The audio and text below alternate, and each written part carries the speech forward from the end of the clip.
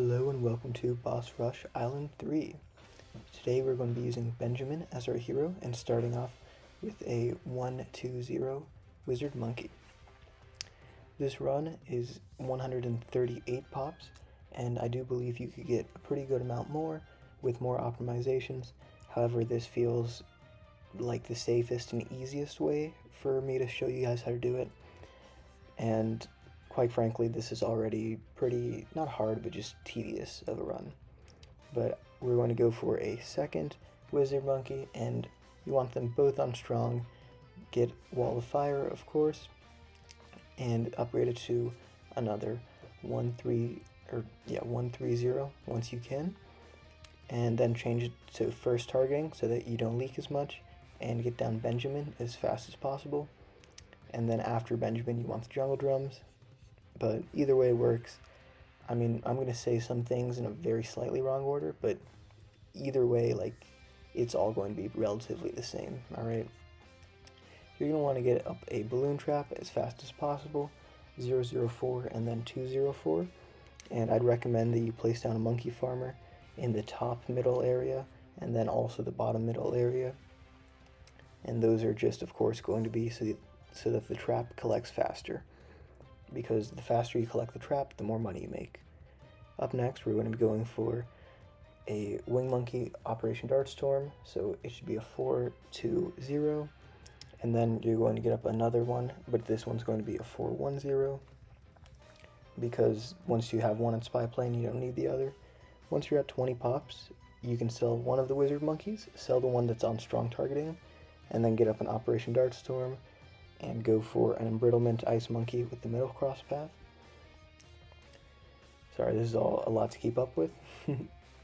But now we can go for a 3-2-0 Wizard Monkey and get a second balloon trap down in the bottom corner instead. This one's not as important as the top one, but it's still worth it. So yeah, get up Arcane Spike, make sure you're using the middle cross path and target it so that it's close to Dreadbloon. And once we approach about $15,000 or $16,000, you're going to be able to sell your aces and the embrittlement in exchange for the T5 Wizard. So yeah, you have to sell the embrittlement, or you can wait a little bit extra like I did here. Either way, same result, alright? You can sell the extra Wizard Monkey as it's no longer it's no longer performing very well, and then get up an Overclock Engineer. I get up a village in range of the first village because I like the discount, and then we're going to be saving up for the XXL trap, but of course you're going to want to use the Overclock on the Wizard Monkey. This Wizard's just on first targeting. You can put it on first, you can put it on strong. I like first more. Either way, it's going to be distracted a lot of the time, but anyways, once you get the XXL trap, you want to go for a 004 Monkey Village, and then upgrade it to a 204. This is obviously going to make you more money. And then as fast as possible, we're going to get up a 050 Druid Monkey, and then get it to a 150 Druid Monkey, just so that we can clean up all the balloons, and it also makes a pretty crazy amount of money. It didn't get buffed recently, but with what we're about to do, we don't really need that much money, and it is pretty amazing. So yeah, you see there I overclock the Wizard Monkey. That's optional, but if you do overclock it, you have to sell and rebuy the overclock. So I'd recommend that you don't, and you just wait for the overclock. But yeah, you're going to sell the Wizard and get up MAD, and you can see here I'm having money issues because I decided to sell and rebuy the overclock. So we can just sell the embrittlement here, overclock the MAD, and use the ability. This is going to result in you having just ridiculous amounts of money, so we're going to immediately get back up the Archimage and get up another Overclock for the Archimage and the MAD. We pretty much have like unlimited money at this point, which is kind of crazy this early into a boss rush, but that's just the power of an overclocked MAD. I don't know what to tell you. Here we kind of fall a little bit behind on how much money we're making, but I mean, all you have to do is spend things earlier than I do, and you'll get a higher score. So yeah, pretty much as fast as possible, you should go for a Call to Arms, and then we just get up a couple more overclocks. This was a pretty early run for me, but I feel like it was the easiest to follow. So yeah, we overclock and use the mad ability once more, and now we start getting down all 3 Desperado monkeys because they're very powerful against the bosses. You know, get a Blazing Sun on strong with the middle crosspath, Desert Phantom on close with the middle crosspath, and then upgrade your homeland defense, or you upgrade the Call to Arms to a homeland defense before you use the ability so that you have no cooldown and it's just very nice. Then I place down a 240 on first, upgrade it to a 250. Here I'd recommend that you sell the Embrittlement in exchange for a permanent brew. However, I will be doing that later. Don't worry about it. We're just going to quickly get up another overclock. And you're going to want to be overclocking everything that Dreadbloon isn't immune to. So here I'm overclocking the Desperados, I'm overclocking the Archmage. I'll be telling you overclocking priority later, but here we're just going to be going for like Desert Phantom, the Middle Path, Desperado, and the Archmage.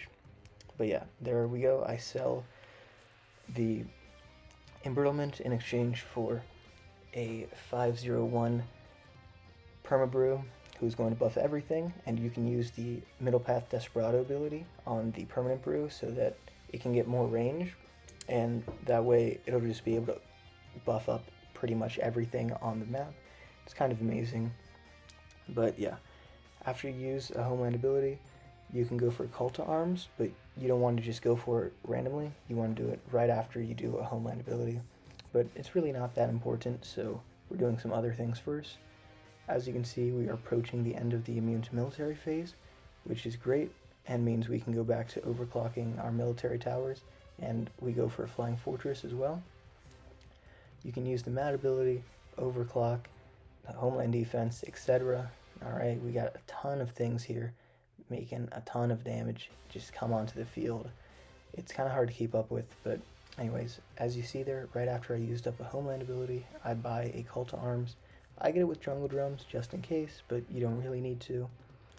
Here I get up a balloon area denial system, but that was a misclick. Just don't buy that. And we're going to get back up in Embrittlement. The only Paragons that are really affordable is the Ice and the Bomb Paragon, neither of which can defend DDTs on their own because they're weak. So we're just going to be getting up a degree 1 Ice Paragon just to kind of buff up our towers, as getting a high degree would require us to really have space, which we don't have. Anyways, I get up a ton more overclocks because that's just how this game is, and I get up the Sky Shredder with the middle cross path. We have so much money that you can kind of just finish the cross paths. Usually I say 510, but you can do a 520. It might help with DDTs or whatever. I've got like 4 overclocks available, so you want to prioritize overclocking your military towers. They're the most powerful, alright, which is your Mad, your Sky Shredder, your Flying Fortress. Those are by far the most powerful. And here we're going to be getting an Avatar of Wrath, who's going to be prioritized as well, as with all of these buffs, the Permabrew, the 5 stacks from the Avatars, etc. It is an extremely, extremely powerful upgrade. So yeah, just make sure you're using your Call to Arms and your Homeland Defense, and work on a Populist Army for your Avatar of Wrath, and just be overclocking it. So Avatar of Wrath, military monkeys, and then I'd recommend going for the Archmage and the Desperados. That's your priority list in terms of overclocking. Specifically for the Mad and the Flying Fortress, you want full uptime, and the rest of them is just kind of, if you see them and they're not overclocked, go for them. It's impossible for anyone to actually keep everything overclocked the whole time, so just do your best, right? Use the overclocks as they come back, and overclock things, your Sky Shredder, Archmage, you guessed it. Try not to overclock the useless towers, such as villages and Permabrew and your Middle Path Druid, as they are not actually adding damage. And just occasionally use your Desperado ability on the Permanent Brew so that it has more range. Here you can see we are saving up a bunch of money, although I would recommend you get up a 520 Engineer Monkey, as it adds a big amount of damage, but it's not really needed. As you can see here, it'll just help out. But we are nearing the end of the immune to primary phase, which means we are saving up a bunch of money and just continuing to use our overclocks and our abilities. It's a lot to keep up with, so I have it in slow mode, which is why this video is so long. But here we're at 129 skulls, and honestly, if you want to, you can be a little bit lazy and not go past here. I would not blame you for it at all. But what we want to do is sell off the balloon trap, the middle path druid monkey, as we don't really need its money generation anymore.